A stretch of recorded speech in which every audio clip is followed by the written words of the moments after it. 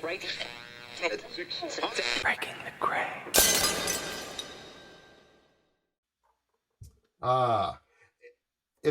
If it weren't season 3, season 3 is just every episode we say, why can't we figure out the technical issues? We've been doing this for so long. This is like the second year. Should be easy, Sarah. Why is it so hard? Technology. It's out to get you. Yeah. I think there's a moon thing going on. So in Canada, we have essentially 3 telecom providers. And one of them, you may or may not have heard, last week had a massive outage nationally. People could not call 911, and it went on for days for certain people. So maybe it's like one of those, people keep saying that Mercury retrograde thing. Maybe it's like a really long phase of Mercury retrograde. I hope it's not something more sinister, because that all sounds a little bit worrying. But yes, let's go with Mercury retrograde. It's the least of the least of our worries, hopefully. Yeah, and before we go any further, everyone's probably wondering, who is that wonderful voice that we have here? And it's our second time having you on, Nathalie. Great to see you again. It's Nathalie Niddam. Actually, backed by popular demand, Nat, because we did a quick hack stack episode with you, and then we had people write to us to say, we didn't actually get what we needed from Nathalie. So it's so glad that you've agreed to come back on. It was our all-time leading downloaded episode of all time for us. Wow. Yeah, so you're famous in the Rebel Scientist world. You're very famous. So thank you for gracing us. In the Hall of Rebels, you're up there. Nice. That's a good hall to be in. I like a rebel hall. I'm in. Yeah. Thank you, Nat. Well, it's great that you've come back. I mean, actually, I think probably the reason why you're so popular is because you had such an interesting topic. Because in the world of biohacking, well, of course, and your gracious self, but it's such an interesting topic because we need new stuff all the time. We're constantly looking for new stuff. And in the world of biohacking, this world of peptides that you're have got such expertise in now, it's relatively new and it's fascinating. But I also think it's quite mysterious and people don't really know what it is. So it would be great if you could just kind of give us the basic guide to peptides to start with. And then, of course, because I'm constantly obsessed with updating my brain, it would be cool if you could maybe talk about peptides from the point of view of optimizing brain health. But I think, first of all, we need to go back to basis and really tell people exactly what it is we're talking about today. For sure. Thank you so much. And yeah, I agree. It's the topic more than anything.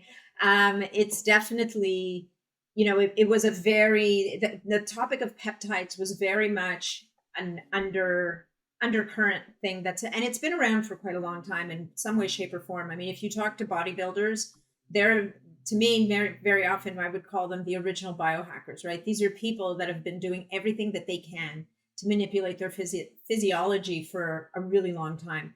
And they definitely are some of the earliest users of peptides that we know about. So to answer your question, what is a peptide? A peptide is really nothing more than a small protein. And when we talk about proteins, they can be really, really big. Proteins are composed of amino acids, which are the building blocks.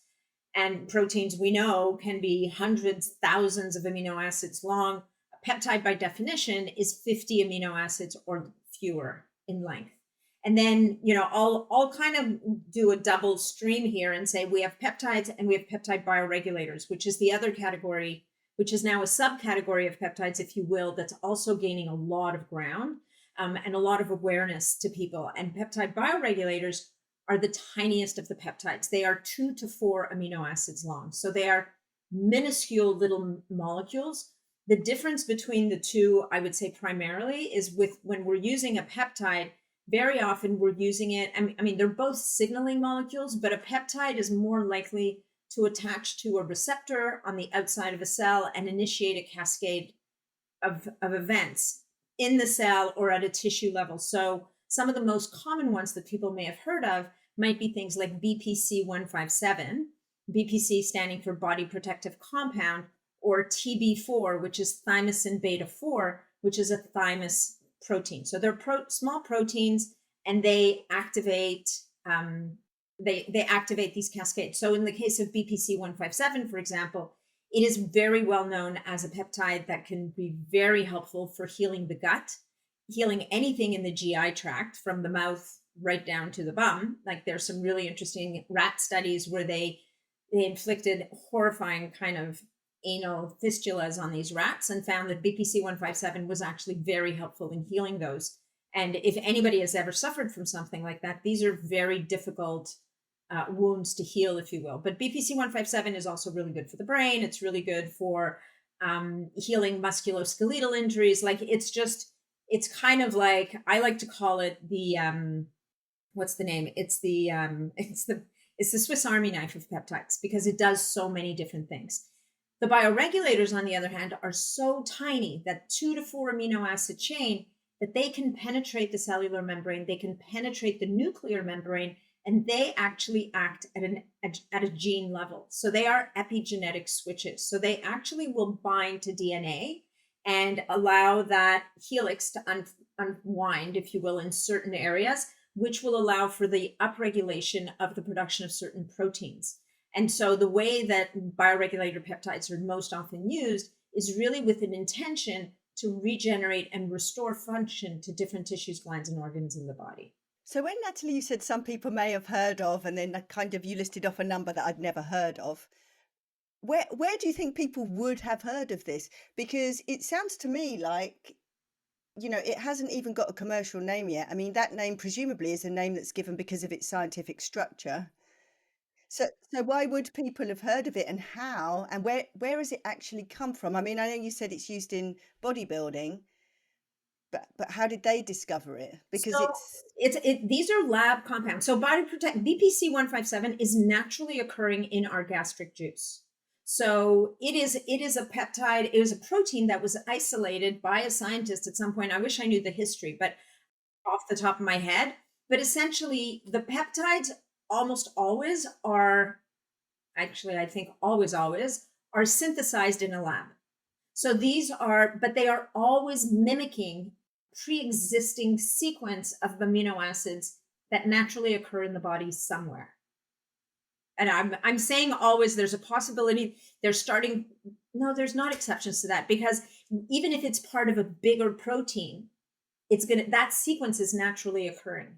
And so it has a receptor, it has a home. So when I say that people, and it's funny, I think when you're in a domain like this, we assume that so many more people know things than really do, right? So people who listen to my podcast will be familiar with some of these things. People who are members of my Facebook community, and then other people like me who are out there talking about it. But I think we forget that it's still a very small group of people that have this on their radar. There's an increasing number of peptide summits that people may be watching. So I think that the learning curve is very steep, but I'm starting to just see it bubble up more into the early adopter mainstream, if that makes any sense. It does. So this is really direct from physiology research. Physiologists have started to find these very small peptide chains.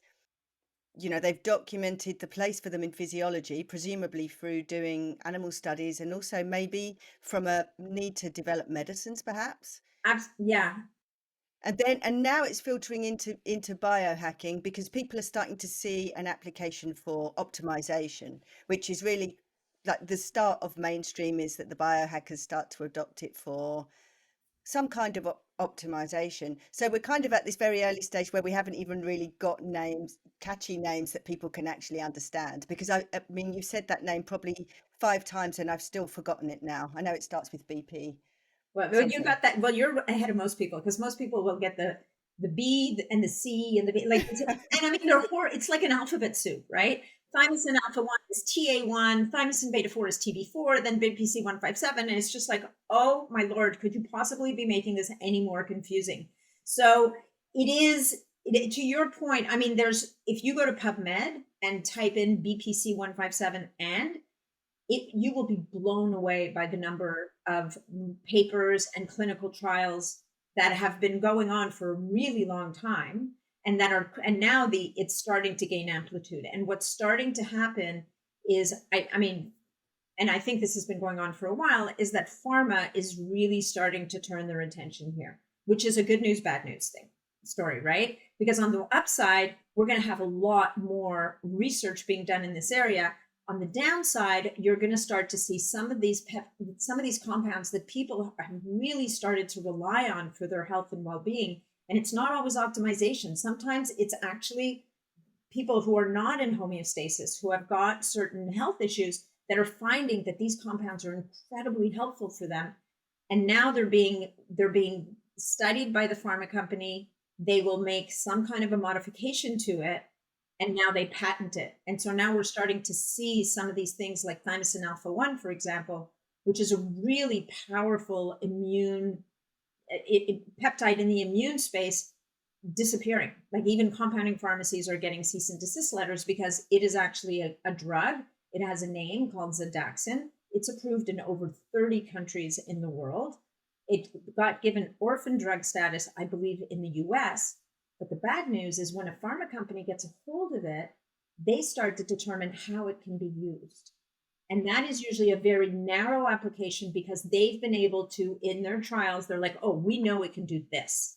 And all the other things it can do, which is inherently one of the reasons why peptides are so amazing, is that they are pleiotropic. And pleiotropic's a really fancy name for super versatile. A peptide will do not just one thing, it can do many, many different things in the body. And so what happens is you've got, thymosin alpha 1, for example, is really, really good for people with autoimmune conditions. It has been shown, and, there are clinical trials you can look up on PubMed where thymosin alpha 1 has been incredibly helpful for treating people who are very, very sick with COVID-19. And yet, nobody's really talking about it. And all these people on the autoimmune side who've been using it all of a sudden are saying that they can't get their hands on it anymore because that's not what it's being studied for. I see. So at the moment, who is manufacturing and distributing the peptides? Good question. So so if you're working with a physician, your best bet to get peptides is through a compounding pharmacy. And so, but again, thymosin beta 4, which is now being defined as a biologic, is starting to get pulled out. And so they're no longer able to, I'm sorry, I'm going to sneeze. Maybe not. No. Okay, good. I'm going to save you people from the big sneeze. Good save. So thymosin beta 4 is starting to be pulled off. So that's the main channel. When we get into the world of biohackers and people who, and in the biohackers, I feel we have two groups of people. We have people who are ready and willing to use their body as a lab just to see what's going to happen, or can they get an edge? And then you have people who've hit a wall, people who've been trying to go at a health issue every way that they can think of, and they're just not getting anywhere. And so both of these groups of people, for varying reasons, are willing to take matters into their own hands. And they may work with a practitioner, they may work with any number of types of people, but they will actually source these peptides from research labs. And there's a couple of good big names out there that are doing a really good job, but we're all kind of on the wobble board here, because for now, for whatever reason, this has been allowed to go on. There may come a time when governments kind of maybe or either governments or big pharma is going to turn the laser over to there and maybe slow things. So is it fair to say for people that we need to kind of put out a little bit of disclaimer that there's a little bit of try this at your own risk kind of thing, but these are things that have not been assessed presumably by the FDA, but these are things that are proven to have efficacy in some of the things you've talked about and are now being distributed either by the pharmacy or by these small biohacking companies that are starting out. Yeah. And at the moment we're kind of, I suppose we're looking at anecdotal evidence as opposed to big clinical trials. So we're definitely a lot of anecdotal evidence, definitely a lot of clinical evidence from some of the physicians who've been using them. But again, not the massive, big, long-term double-blind clinical trials, because who's funding those? right? The people who are funding those are typically the drug companies. And if they're going to do that, and I'll give you an example of a peptide where that exact thing happened, where they're going to fund it, but if they're funding it, we're going to pay, right? Like it's so, but I do think that there's a lot of information on PubMed about many of these compounds, not all of them. And, but the disclaimer is valid that we don't know all the side effects. They do affect different people differently. Like BPC 157, which I'll come back to, I keep coming back to because it's kind of like the center of things right now. BPC 157 has been, when I first started kind of digging into peptides and using them, I was told, oh my God, BPC 157, the safest peptide, nothing ever goes wrong. It's perfect. It's amazing. It's blah, blah, blah. And, you know, at the time I'd been doing what I was doing long enough to go, really? Because I've never heard of anything that affects everybody well. There's always someone. And it took about a year of running my Facebook community and a few thousand people. And the next thing you know, you start to hear from people that say, you know, everybody else, BPC 157 is amazing. It healed this, that, and the other thing. And then you start to hear from people going, yeah, I use BPC 157. My anxiety goes through the roof, or I can't sleep anymore, or I get really angry. And I'm sitting there scratching my head going, well, you know, on paper, BPC 157 balances the dopaminergic, serotonergic, and GABAergic systems of the brain. These are all neurotransmitters that are, you know, you got happy, you've got, you know, you've got reward, and you've got calm. You've got those three dwarfs, if you will. And yet these people, it affects them completely differently. So you have to be aware that whether it's because you have some other underlying condition or your particular balance neurochemistry is different than other people's, it may be imbalanced. It may be the equivalent of, you know, when you were on a teeter-totter as a kid, if the big kid came along and slammed down on the teeter-totter on the opposite end, you'd go flying off the other side. It may be that it'll come back to the middle eventually, but that shock is not a positive. So I do think that it's smart to do a lot of homework, do your due diligence, and connect with whether it's a physician or a health coach or even someone like me. I mean, I'm a health coach, and I'm putting together what I'm hoping is going to be a course or a guide that kind of helps people to get a grounding in this space. It's not going to be do this to get that, because in peptides, we don't really have that yet. It's not like take one aspirin and call me in the morning. The dosage, there's a lot of art to the science of dosing peptides. And you have to be, I often describe it to my clients as feeling your way through in a dark room, right? You're taking a careful step, you're feeling your way. You have to be very aware of how your body is responding to things. And again, either you or whoever you're working with has to have some kind of understanding of what are the drivers of what's driving the issue that you're trying to address. Because, you know, if I had to pick the one question that I get the most often that drives me the nuttiest is there a peptide for fill in the blank? And the answer is almost always, it depends. Why is this happening? What is the driver? You need to understand what is it that's getting you to this problem so that we can start to see what is it, whether it's a peptide or a supplement or a lifestyle change or a nutrition change or whatever it is, what is it that's contributing to this so that we can start to understand how are we going to try to bring something to the body that allows it to get a handle on it. And which brings us, I think, to the concept that I think that's the most exciting about peptides and bioregulators is that what we're trying to do is these are compounds that are going to enable the body to kind of do what it does best. So they're initiators of cascades. They are not the doers, if that makes sense. It makes perfect sense. Maybe you can give us an example so we can get our heads around it of, you know, somebody that you have successfully recommended certain peptides to and what it's done for them. Yeah. So, I mean, one of the most, I think, impressive examples of this, and this happened fairly early on, is I had a woman come to me who had a non-union joint fracture in her wrist. So a non-union joint fracture is basically this was a bone that had broken and they couldn't get the bone to come back and knit together. And so she was at the point where her doctor was sending her to a surgeon for her to have surgery. So what they would have done is they would have put in a screw or a plate, or, I mean, I don't know enough about the details of her condition, and nor am I a doctor, to be clear, but whatever it wasn't, the bones were not knitting themselves back together again. So I would say today I would have added one other thing to the protocol I proposed to her. And what we did is we used BPC 157, body protective compound 157, which is a very powerful healing peptide. We used thymosin beta 4, which is also a very powerful healing peptide. And we used a combination of two compounds, which are called growth hormone secretagogues. So these are peptides that that basically signal to your brain through two different pathways to increase your production of growth hormone. And we know that one of the benefits of growth hormone is it helps with healing of damage. The other really interesting thing is that BPC 157, one of the things that it does, in addition to triggering these healing cascades, is it upregulates the expression of growth hormone receptors.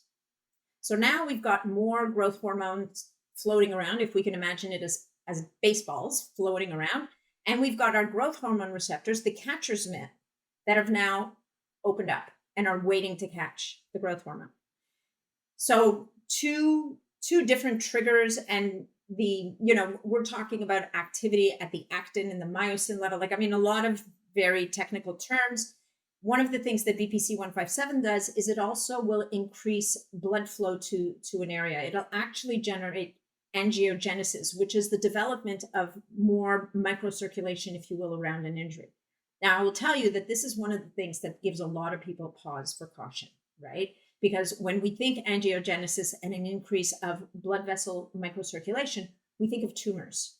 Tumors are very good at creating these micro environments for themselves. So I would say that one of the caveats, even though nobody has ever said or shown that using BPC 157 will feed cancer, out of an abundance of caution, if somebody has active cancer, you're not going to run around just adding these things. You're not going to add fertilizer to the soup.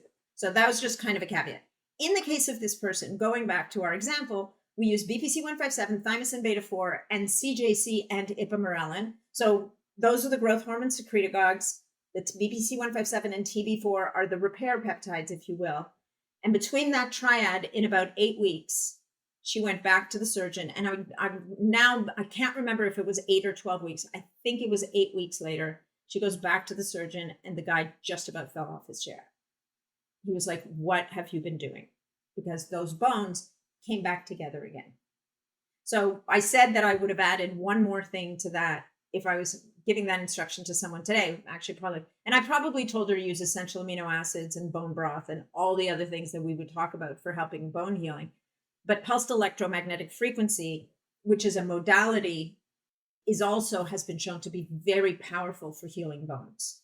And I would add that to the mix. But having said that, PMF on its own can do it. So in a way, it's kind of good that I didn't, because it showed that just the peptides on their own were able to do it. Huh.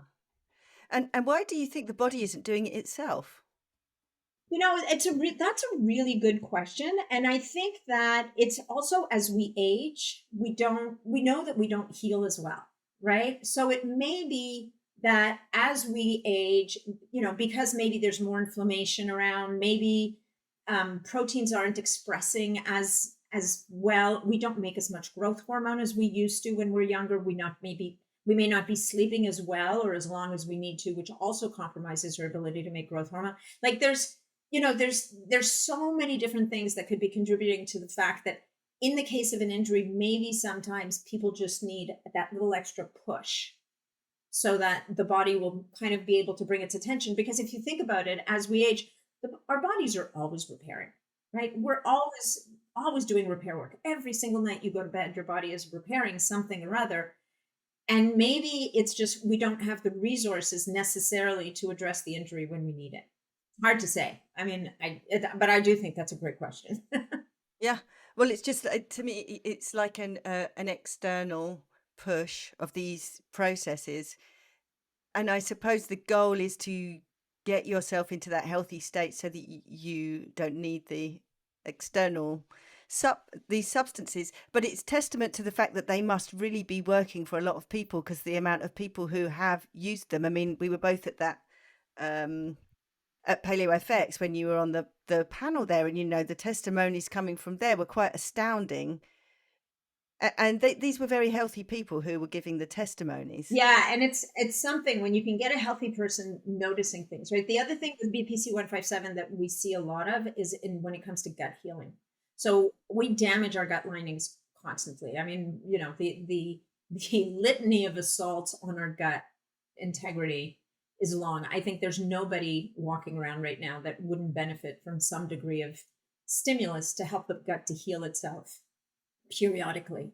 And I think that I've seen BPC 157 be so helpful to people, and it shows up in the funniest ways, right? Because sometimes someone's very allergic and they'll do a run of BPC 157 and they'll be like, oh, that's so strange. My allergies seem to be better. Well, is it an antihistamine? No, but could sealing the gut and protecting the inside of the body from things that are outside the body, which is technically in the lumen of the stomach, right? Or the GI tract. Those, when the tight junctions have been damaged, there's proteins that are going to make their way into the bloodstream that don't belong. And the immune system is then going to mount an attack. And that can give rise to inflammation or allergic responses or whatever the case may be. Just by sealing those tight junctions, all of a sudden you have a situation where you've kind of allowed the whole system to calm down. Right. So what, when you say do a run of that particular what would that entail? So you would have to get this dose. How would you know the dose, and when would you take it, and how long? Yeah. So for dosing, I mean, it's really all over the map. I would say, and I don't like to give people dosing ever out of context. And people in my group know this now. I mean, you know what? You look at people who are way smarter than me, doctors, and they never give dosing ever, unless they're sitting with someone in the context of a consult, right? So I don't either, but I would say with BPC 157, it generally starts around 250 micrograms a day. And BPC is one of those peptides that actually has a very short half-life, a very short window of activity. So typically it's used twice a day. Sometimes if we're working with someone who's got a really very aggressive issue, like with Crohn's and colitis, like BPC 157 has been shown to be very helpful in those situations. And I want to say not by itself. Okay. It's part of an overall protocol. Sometimes we'll see people using it 4 times a day. Typically, a cycle of BPC 157 with or without TB4, CJ Simplemone, whatever the case may be, would be around 8 to 12 weeks, typically. Sometimes people will use it longer. I'm a big fan of cycling things and not just always, even with the growth hormone secretagogues, we have to protect the receptors. We have to be mindful that more is not always better with growth hormone. And it's funny because we talk to so many biohackers, and everyone says, oh, well, more is better constantly, right? But in this case, cycling is probably the right thing, because you're probably also turning off the thing that your body is doing. You're teaching your body to not produce as much of what it was producing before. I imagine if you're just doing it every single day, is your body adapting and saying, I don't need it anymore, it's already there. Yeah, I mean, the interesting thing about the growth hormone secretagogues, this is part of their magic. So they're not nearly as strong as using exogenous growth hormone. So that would be to inject growth hormone, like actual growth hormone from another source into your body. That will absolutely shut down your own body's production of growth hormone, which is why it's quite problematic. The growth hormone secretagogues, interestingly enough, do not cause that shutdown. They still allow for the natural feedback loops. Having said that, you still want to watch your levels. You want to, now, growth hormone, as you may or may not know, is notoriously difficult to measure, because our growth hormone levels don't stay constant. Growth hormone happens in waves, right? And again, everything in the body happens in waves, which to me is our biggest clue that anything that we do should be in waves. Now, how big those waves should be and how frequent is open for discussion. But when it comes to growth hormone and the growth hormone secretagogues, they still allow for the pulsatile nature of growth hormone release. So it's a very elegant way to kind of give the body an incentive, like a stimulus to make more when we need it, and especially later in life when we're making less of it for any number of reasons. But you want to measure, one of the ways to, measure whether or not you're using too much of it is you might measure something like an IGF-1 level, which is produced by the liver in response to the presence of growth hormone. And so it's imperfect, but it's probably the most, it's kind of like the only real analog we have right now. And we want to make sure those IGF-1 levels don't get too high, because that would again indicate that we just have too much growth hormone at work. Are you saying secretagogues? Yeah. I was in my house thinking, God, it sounds like secretagogue. I mean, I've just watched Stranger Things, and it's like some creature, secretagogues. I know, wasn't the last season the best? It was. Oh, it was a little bit creepy, wasn't it? Yeah. But what does gogs like?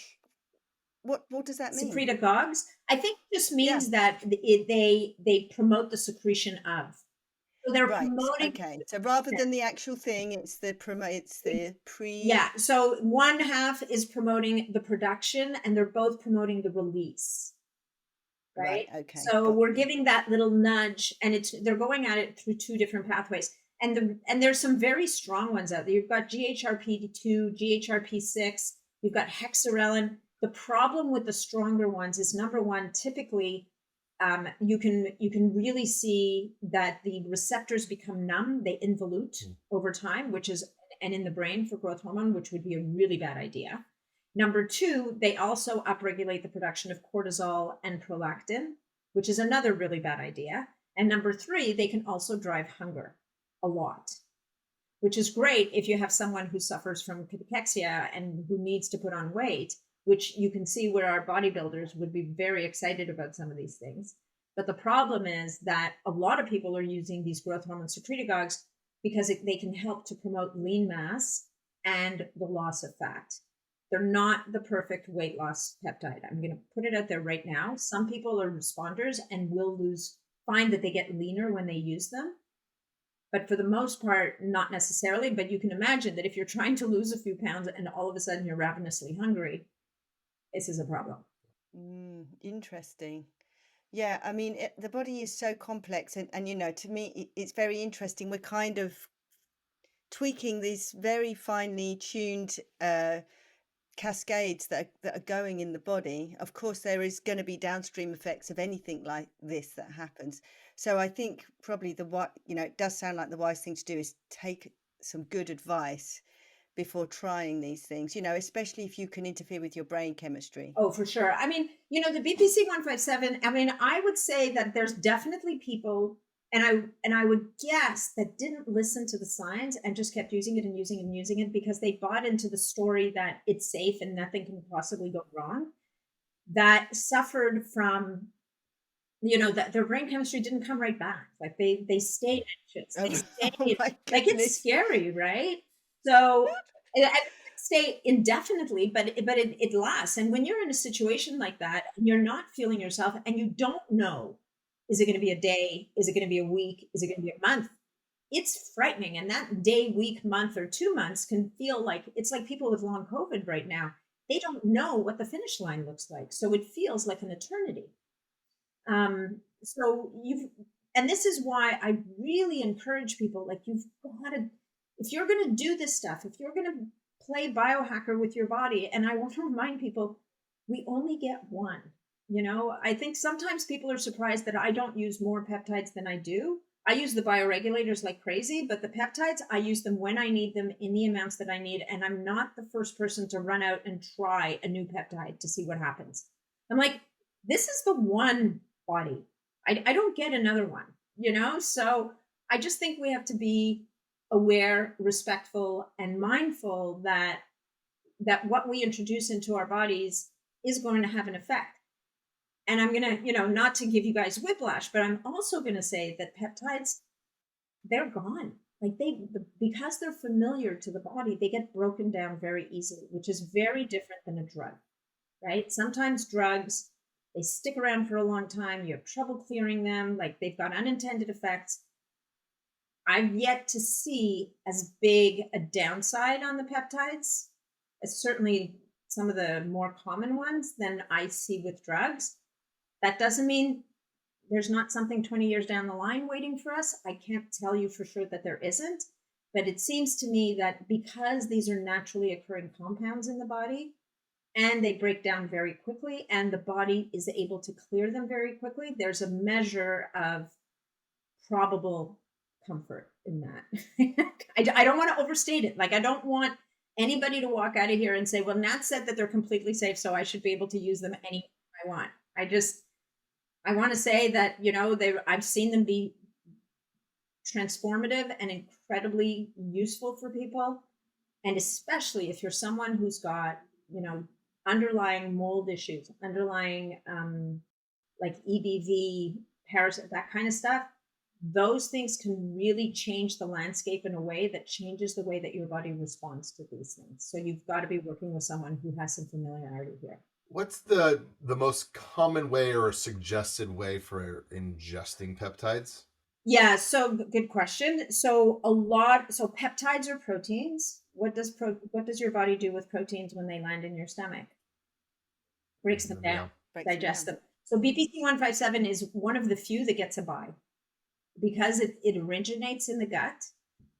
You can take BPC-157 orally. You can take it by subcutaneous injection, which I'll explain in a second. It can be used intranasally. I recently just used it topically on a surgical incision, like a small surgical incision, to promote healing. It can also be used topically on burns. BPC-157 can also be used in the eyes if it's compounded into specific types of eye drops. So BPC-157 is one of those ones you can use it any which way. It tends to work better for different conditions and different delivery methods.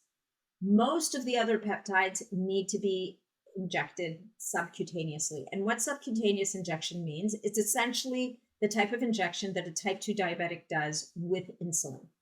So it's a tiny little needle. It's injected usually into belly fat. It's something anybody can do. You don't need to be a phlebotomist, right? You don't need to go find a vein and do the thing with the... No, you don't, but you need to have some level of commitment, to be injecting yourself, especially if you have to do it daily for, what did you say, 8 weeks? Yeah, I mean, it's a commitment. You want some education around this. You need to understand what hygiene looks like. You need to know, this is a process. This isn't, and I will say that the people who come to it know that they're taking something on that is, it's more than just popping a pill, right? I mean, with BPC, you can pop a pill. There's certain fragments of thymosin beta-4 that are available in an oral capsule. There's a few different ones that can be used orally. There's a number that can be used intranasally. They're tiny, like the bioregulators can be taken orally. They can be, I think it's a whole other podcast if I start getting into the biologic and the synthetic forms of bioregulators, but they can be used either by subcutaneous injection or orally. There's companies now developing sublingual delivery or transdermal delivery. So I think there's a lot of people hard at work trying to figure this stuff out. But, like, for example, there's a drug company called Novo Pharmaceuticals, I think, who just a couple of years ago launched a product on the market that goes under the trade names of either Ozempic or Wegovy. This is a peptide. This is a peptide called semaglutide, which is an analog of GLP-1, which is a naturally occurring protein in the gut. But when we release GLP-1 when we eat, it's gone in 20 seconds or a minute. What they did is they took that GLP-1 agonist, which is semaglutide, and they modified it so that it would have like a 4-day half-life. And what they ended up developing is a drug or a peptide that is injected subcutaneously once a week, and that suppresses appetite. It increases resting metabolic rate. It improves the release of insulin by the pancreas in response to glucose. It improves the uptake of glucose by skeletal muscle cells into muscles. It improves insulin sensitivity. it has protective effects for the heart and the kidney and the brain. And so it's now all of a sudden we have a drug, which is kind of a peptide, only it's a drug now. And it has a proper name, to your point, Sarah, because it's a lot easier to remember Wegovy or Ozempic than it is to remember semaglutide. And that is very highly effective. Right. So it seems to me like we really are at the start of this, aren't we? You know, we're at the start of this, and this is like biohacker, try at your risk, but potentially, you know, there are big gains to be had here and some very interesting effects. We're definitely going to refer people to your website because I think, like you say, education seems to be the key. Yeah, so the website the most education you'll get out of the website at the moment is going to be, you're going to see all the podcasts, and there's a number of podcasts that I've recorded about peptides, because frankly, it was one of the main reasons why I started a podcast, was to get people who knew about peptides to talk to me.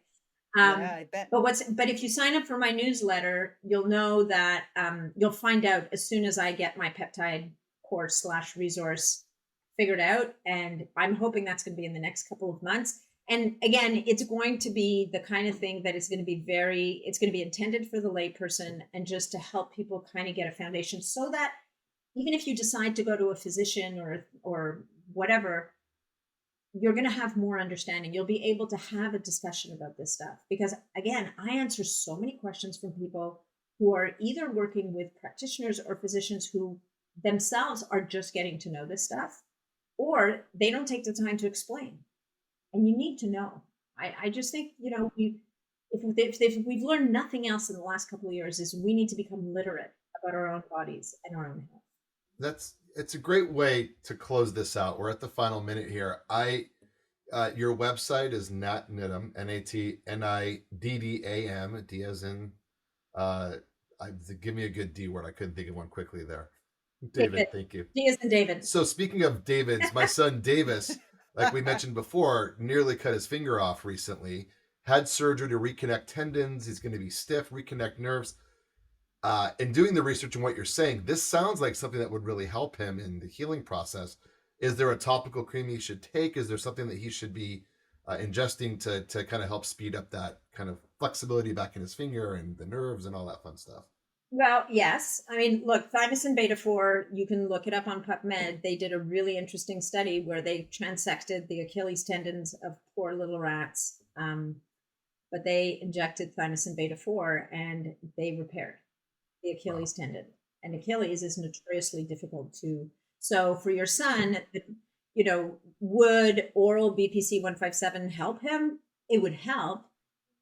Would it be more helpful to think about the injectable forms? Probably. He probably can't get to the surgical scars, because I'm guessing he's bandaged up and it's, you know, he can't see that stuff. So it would speed things up. The good news is he's young and he will heal, right? It's a question of, can we make it faster, and can we maybe help the body to do an even better job than it might? Right. Thank you so much. This is yet again mind blown. My skull's intact still, but mind is blown inside. Thank you. Thank you. It's red light. I'm standing in the light today. Thank you. She said, red light. Yeah. Yeah, we got red light and peptides. Yeah. Probably a winning combination, but for sure. But I think I kind of feel like we still have only scraped like the little surface of that, and I had so many more questions. And of course, there's so many other things. We didn't even get to the spermidine, which is another topic for another day.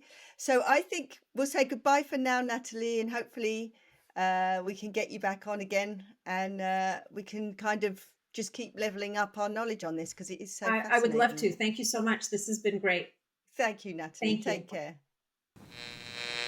Breaking the gray.